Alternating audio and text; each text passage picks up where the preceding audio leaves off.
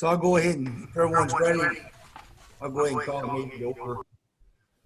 It's Tuesday, March 16th, 2021. It is now 6:31 p.m. Cherish, if I can have you call roll. Magistrate Humphrey. Present. Magistrate Riley. I was trying to come off mute. Present. Magistrate Cold Iron. Here. Executive Chuck Dills. Present. Thank you. Moving down to item number 3, approval of minutes, March 2nd, 2021. Make a motion that we approve the minutes of March the 2nd, 2021 as presented. I'll second that motion. Have a motion made by Magistrate Codarn, a second by Magistrate Humphrey. All in favor by saying aye, raise your right hand. Aye. All in favor, motion carries. Moving down to number 4, fiscal matters. Item A is approval, claims drawn on the general fund, road fund, jail fund, along with all transfers presented to date March 8th, 2021, and also March 16th, 2021.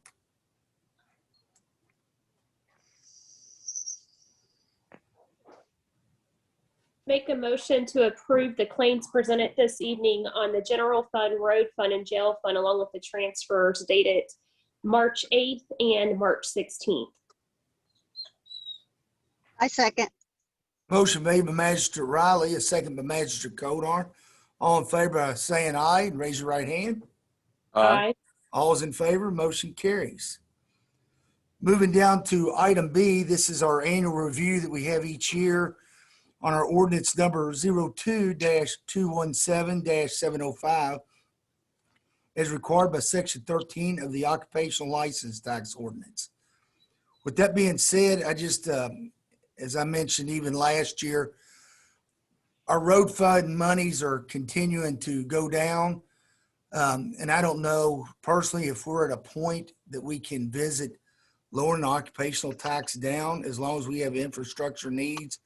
And as all of you know, as magistrates, the needs we have upcoming with road repairs, bridge repairs, and the infrastructure of buildings and other things else in the county that we're trying to bring back up to par that's went down over the past many years. So with that being said, does anybody have any questions, comments from on the matter before I ask for a motion to either maintain it or lower it?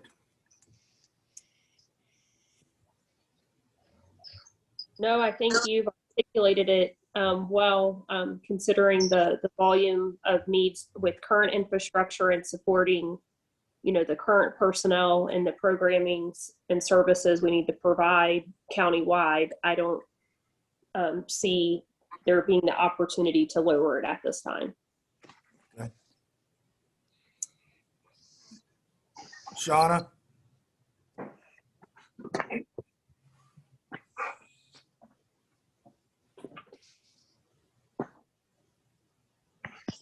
Or Roger, you have any comment?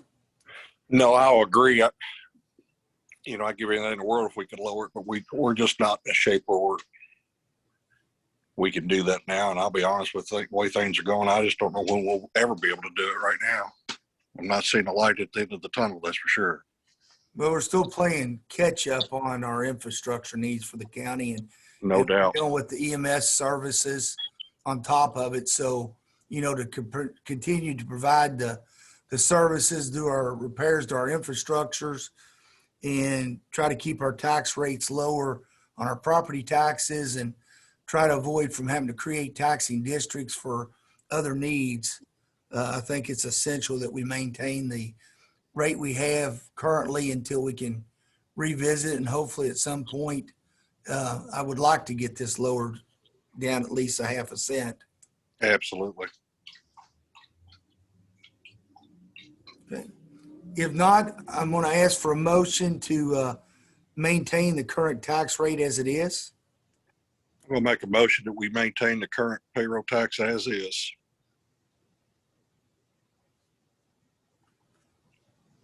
I will second. I have a motion made by Magistrate Humphrey, a second by Magistrate Riley. All in favor by saying aye and raise your right hand. Aye. Aye. Aye. All in favor, motion carries to maintain the tax rate as is. Moving down to item number C, surplus items, see attachment A. If everyone has had a chance to look at it, basically this was surplus of chairs that were on the third floor, some that were in the conference room that we replaced, that were just older chairs that were broke down and needing definitely to be replaced. With that being said, I need a motion to declare it surplus. My plans are, before I get that motion, probably sometime around May, I'm going to have a spring auction. We're staging this all at the cattle barn at the parks right now, and that's probably where we'll hold the public auction sometime in May. So I need a motion to declare that all those items surplus. I make a motion to declare surplus items on the, for the attachment A of the report. I will second. Motion made by Magistrate Codar, second by Magistrate Riley. All in favor of saying aye and raise your right hand. Aye. Aye. All in favor, motion carries. Moving down to item 5 under resolutions, we have A, which is 2021-01, the utility relief funding to residents. And that's the resolution based off the hearing that Bill Mitchell just put on for the community block grant for funds for utilities. Cherish, could I have you read that resolution? Resolution number 2021-01, a resolution of the Grant County Fiscal Court authorizing the Judge Executive Chuck Dills to sign and file a Community Development Block CV grant application in the amount of $200,000 to provide utility relief funding to residents. Whereas the Grant County Fiscal Court is committed to assisting residents in recovering from the coronavirus pandemic, and whereas funds are available through the CARES Act and the Kentucky Community Development Block Grant Program for emergency payments for utility costs.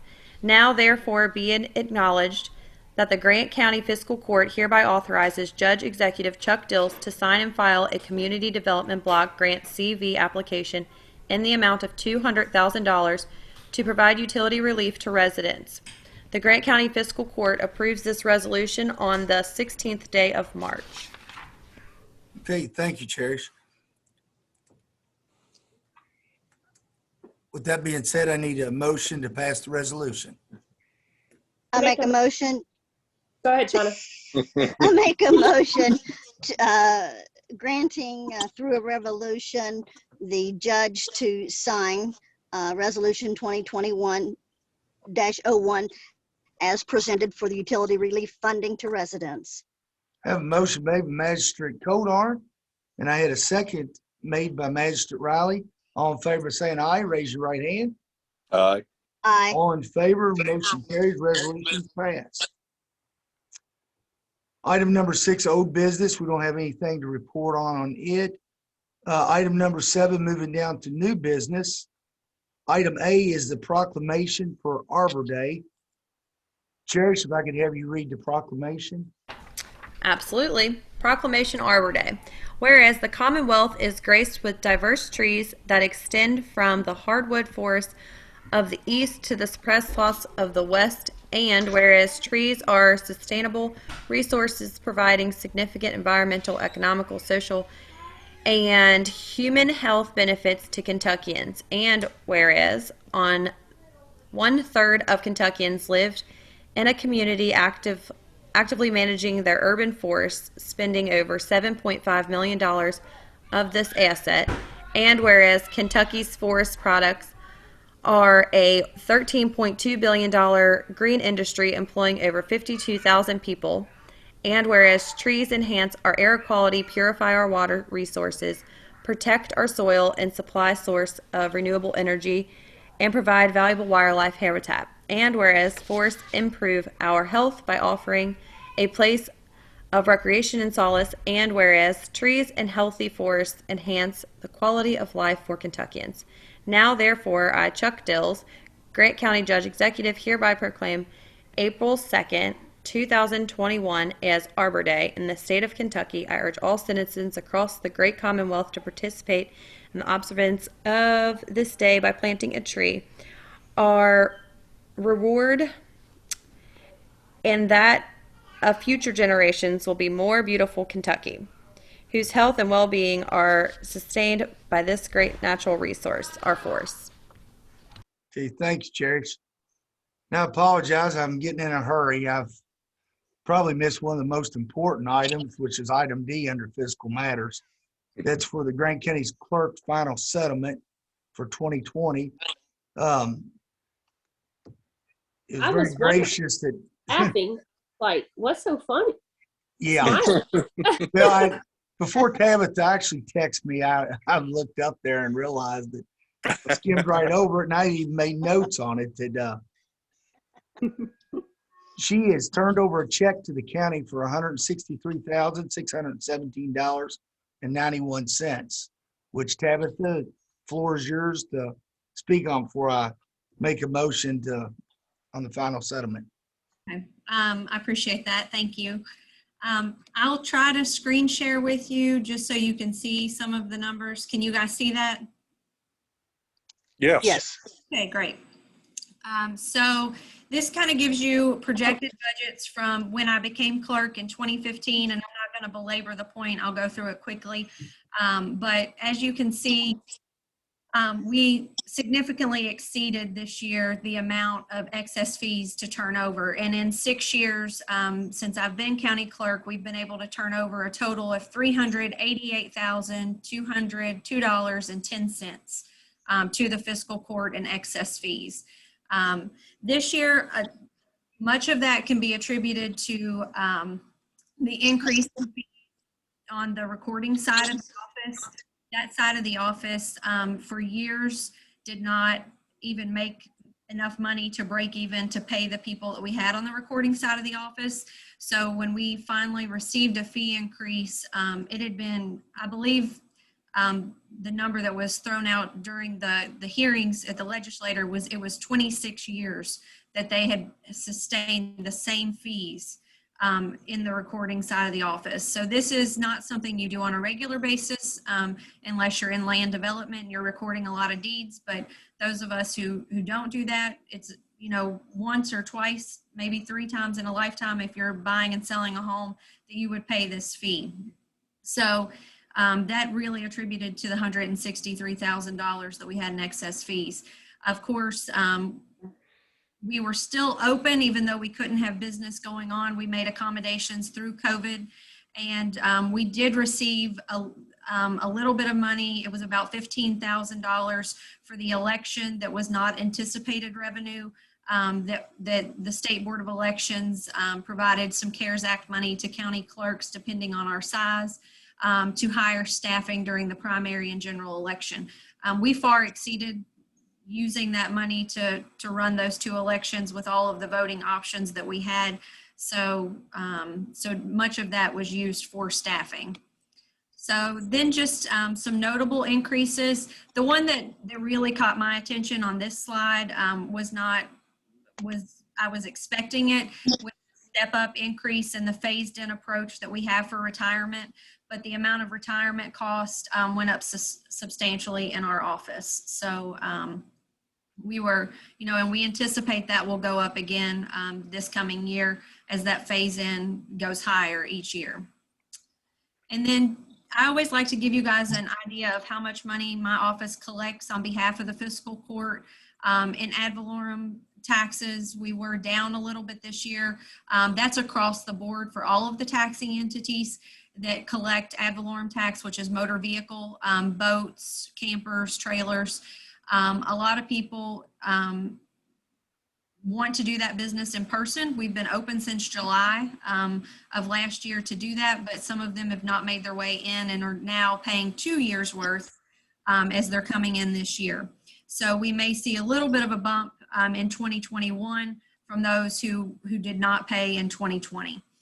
But in total, in the time that I've been clerk, it's over $2 million that we've collected and sent to the fiscal court through ad valorem tax, deed transfer tax, and delinquent property tax. And I think that it's worth noting on the deed transfer tax how much that went up. The amount of tax rate for deed transfer did not change, but there was a lot more property sold and a lot more recordings. I don't anticipate our land record recordings being as high as we see interest rates start to make their way out of the fall that they had in 2020. So those are just some notable things.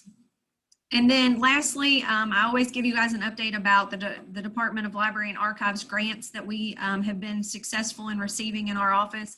We're still finishing up due to COVID. You know, our vendor was here prior to COVID, was able to get all of our plats that we have a grant for right now scanned. They've all been indexed. Those are available online now, which is excellent. Title searchers and attorneys are loving that service that we've been able to provide. Now they don't have to try to take these massive plats and figure out how to get them on a copier. They can just print them from our terminals here, or if they subscribe to the service, they can print them. We have not paid out that grant yet because our images have been sitting at the Kentucky Department of Library and Archives for over 9 months waiting to be approved. So as soon as those are approved, we will be happy to give our vendor their share of that money. So we've just been waiting for the Department of Library and Archives to approve those. I've requested information numerous times, but it's just not forthcoming from them at this point. So the only other thing that I'll say is I was really getting excited in December when I was looking at my my numbers of our actual revenue that we brought in. We were $9.9 million.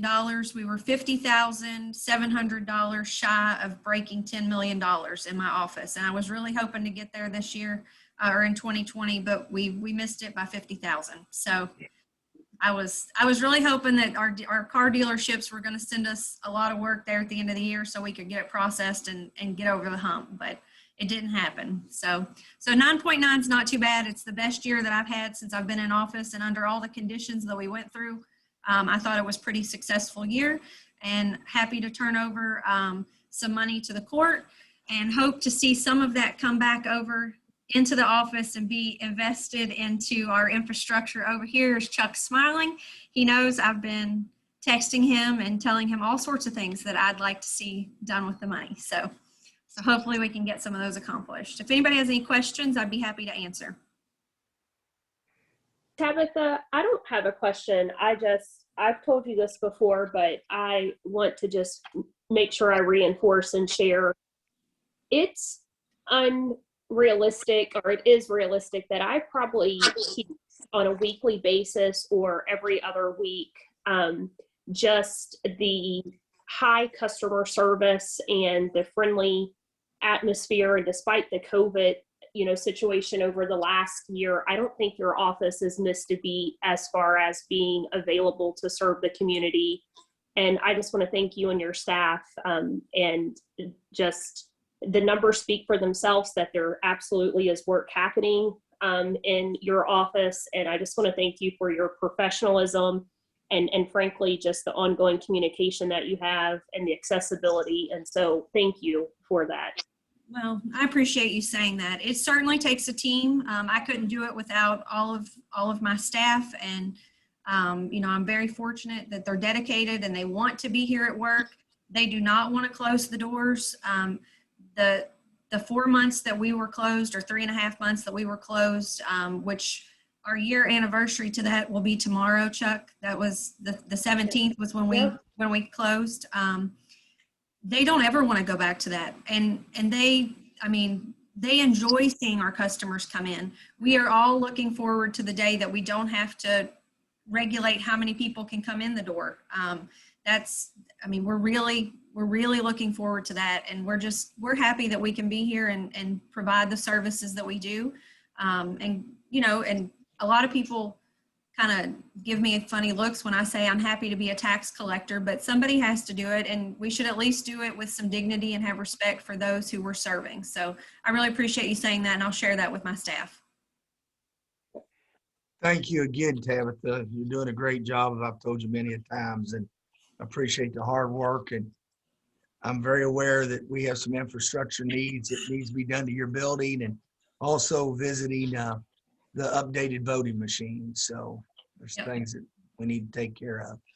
Yeah, absolutely. And, I know that if you all have followed J.C. Young, who's the executive director for the magistrates, there's redistricting that needs to happen. That legislation looks like it's going to be able to go through, and we will not be redrawing magisterial lines this year, which is when it normally happens in the off year of elections. So the county year election will be interesting to draw lines and have an election and have all the filings, but we will certainly get through that. But one thing that I want to stress is that, we work together as a team. This is very much a team approach with the fiscal court and the county attorney, and collecting delinquent taxes from the county attorney's office to our office to the sheriff's office.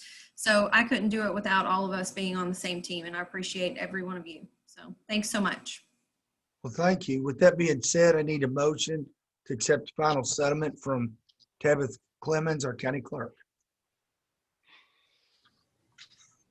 I make a motion, we accept the final settlement from the county clerk Tabitha Clemens. I will second. Motion made by Magistrate Humphrey, a second by Magistrate Riley. All in favor, saying aye, raise your right hand. Aye. All in favor, motion carries. And I apologize again, Tabitha, for sliding over that one. So now I'll get back on track here at item number B under new business. I have for review only the Grant County Conservation District's annual budget, July 1, 2021, June 30th, 2022. There's no action required. Edna Cummins met with me last week and brought the budget up for us to bring before the fiscal court just for review only. I spoke with her probably, she was up here half an hour or better, and went over the budget. She talked about the projects they're doing. And one of the projects, and I don't know if you're all aware of, at one point the extension office had done this before, but on the livestock that has died, they have grant money that actually pays fully the removal of that livestock. So as magistrates, if you all get a call from someone out in the community, the farmers needing to remove dead livestock, get a hold of the conservation officer. Excuse me.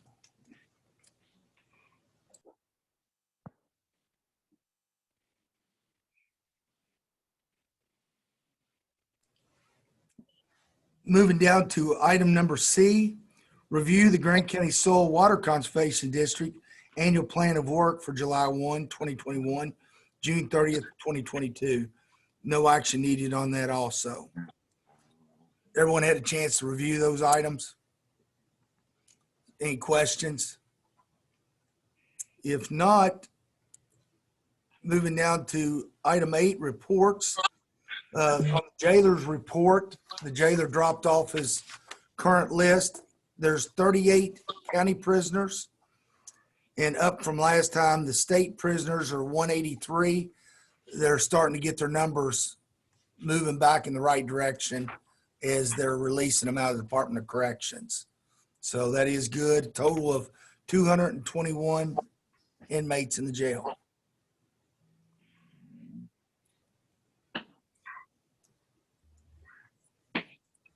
I don't have the sheriff listed on here. Brian, you're on here. Do you have anything to add?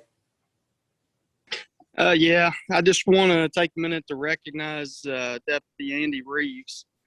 He'd be retiring at the end of the month. His last working day was March 12th. So if you see him out and about, congratulate him on his retirement. And then also we have Deputy Conrad, who has moved on to a career with Williamstown PD. So we wish him luck with his new department over at Williamstown. And also welcome back Jim Stepp. As some of y'all know, Deputy Stepp had to take a leave to go over to Iraq, and luckily he was going to have to spend about 90 days, but he was able to come back, and he started back to work last Thursday. So welcome him back. Yes. And that's Okay. all I have. If y'all have Brian, anything. you've got somebody running through POPs testing for. Yeah, currently, yes. We're running Bo Hammonds through POPs testing right now, and that's going to be to backfill Deputy Conrad's position. And Brian, did Andy Reeves do his entire career here? He did 22 years. Okay. Will there be any sort of recognition or a plaque or anything that will be providing him, or? Yep, we had him a little thing Thursday. He didn't want nothing large, so Okay. we had him a thing Thursday with just the office, and we're working right now on a couple things for him, and we'll be presenting it to him before the end of the month. And I plan to do the same thing, Jacqueline. Okay, well, I just think it's important to recognize, such an important milestone. So would you let us know when that happens so we could be there to support too, Yes, if we're able to? Thank Yes. you. definitely. Okay. Nothing else. Moving down to judge's report. I think I've pretty well covered everything. Any of the magistrates, do you have anything, Jacqueline, to share tonight? Roger, No, I don't have anything. Shauna? No, just to note that I believe you received notice from the Northern Kentucky Health Department where Grant County is now in the yellow zone. And, so we're getting out of the orange zone, which is a good thing. So hopefully the COVID, is behind us. Yeah, thanks for mentioning that. I meant to mention that we received that information from Dr. Sadler from our Northern Kentucky Health Department that we're the first in the Northern Kentucky district to get into the yellow. So with that That's being all I have. said, moving down to item number 9, anyone from the audience want to address the court?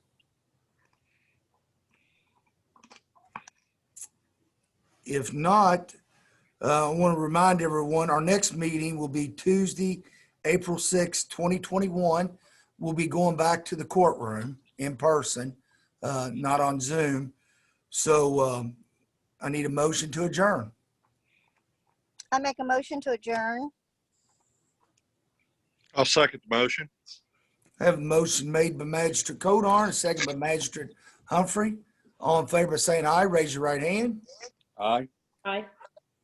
Meeting's adjourned. Y'all have a good night. Good night, everyone. Thank you. You too.